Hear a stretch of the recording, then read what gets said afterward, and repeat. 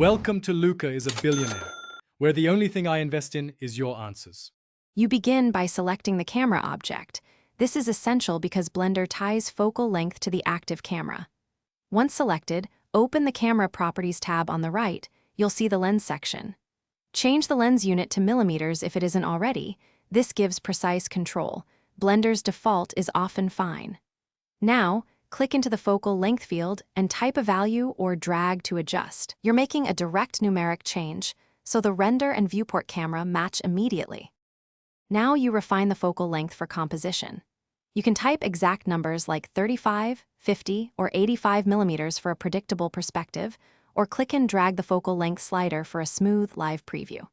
Make sure you're in camera view, press numpad 0, so you see exactly how changes affect framing and perspective.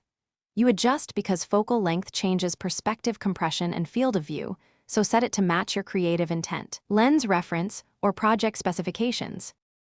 Finish by locking the camera transform to prevent accidental movement. This keeps your focal length work intact. Once done, verify sensor size in the lens section.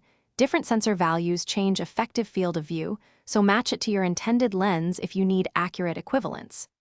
If results look wrong, make sure the camera you edited is the active render camera. Press Ctrl 0 to assign. If weird distortion persists, reset the focal length or check for camera constraints overriding your values. Thanks for watching and please subscribe. It's the best investment you'll ever make.